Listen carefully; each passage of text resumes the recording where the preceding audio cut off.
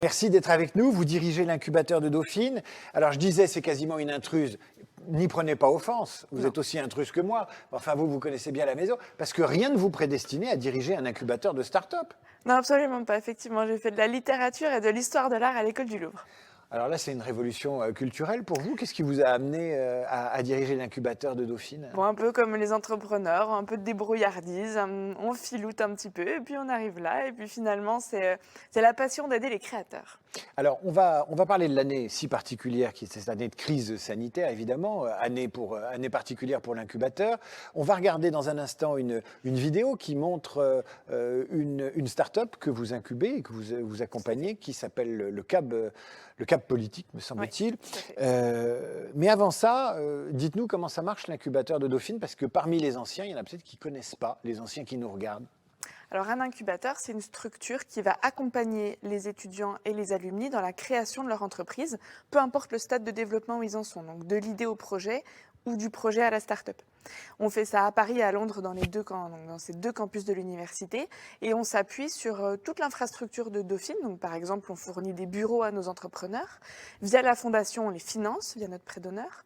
On s'appuie sur le réseau des alumni pour leur apporter de l'expertise, des mentors. Et puis, on s'appuie sur les étudiants qui vont, dans le cadre de leur master, réaliser des missions de conseil pour nos entrepreneurs. Vous avez quelques chiffres à me donner? Cet incubateur, c'est une galaxie de combien d'étudiants, combien de startups? Vous avez des chiffres en tête ou pas? Un petit peu, oui. Ouais, L'incubateur, depuis hier, c'est 94 startups accompagnées. wow. Effectivement, c'est un taux de survie à 3 ans qui est à plus de 81%. Ah, c'est Donc ça, énorme. c'est ça, parce qu'une startup qui n'est pas accompagnée, en tout cas, le taux de mortalité, habituellement, c'est 9 sur 10 à 3 ans.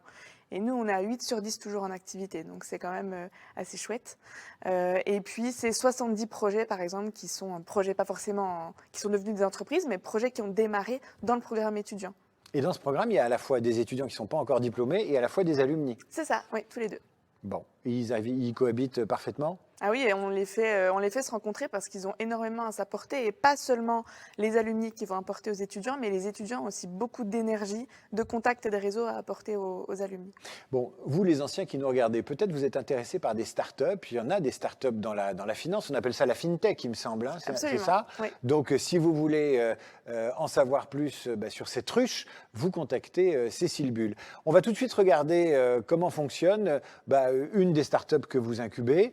Ça s'appelle le CAP Politique. Le concept et le projet de cette entreprise, c'est d'aider les élus à mieux définir leur stratégie de développement local et leur stratégie politique territoriale.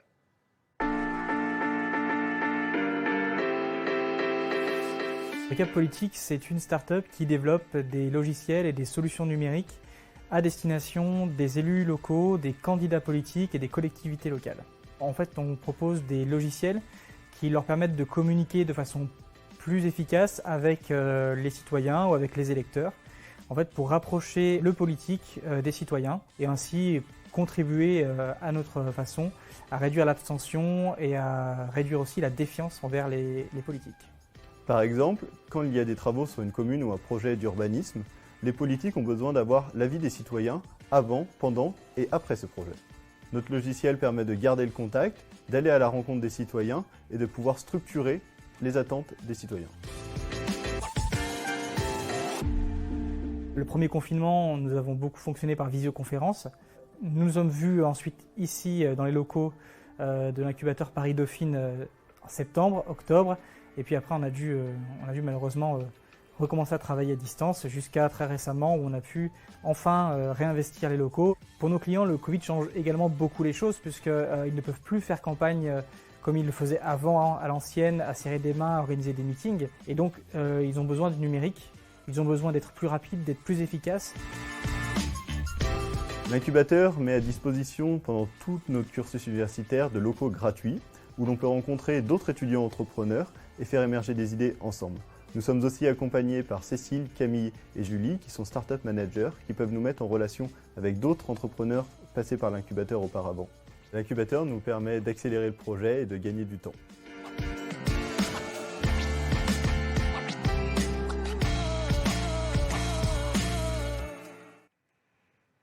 Le cap politique dans ses œuvres complètes en vidéo, une vidéo qui se termine par merci aux donateurs parce que l'objectif de notre soirée, l'objectif de ces sujets, l'objectif de ces interviews, c'est d'attirer vers la Fondation Dauphine qui soutient le développement de l'Université Paris-Dauphine, qui soutient les étudiants, un maximum de donateurs et de faire que finalement donner à son université de cœur, l'université qui vous a diplômé et qui vous a aidé à vous insérer dans la vie professionnelle, soit en vous trouvant du boulot, en vous aidant à chercher du boulot, soit en vous aidant à créer votre boîte, eh bien, en lui marquant une forme de gratitude et en lui apportant un soutien financier. Ça commence tout petit et puis ça peut monter très haut.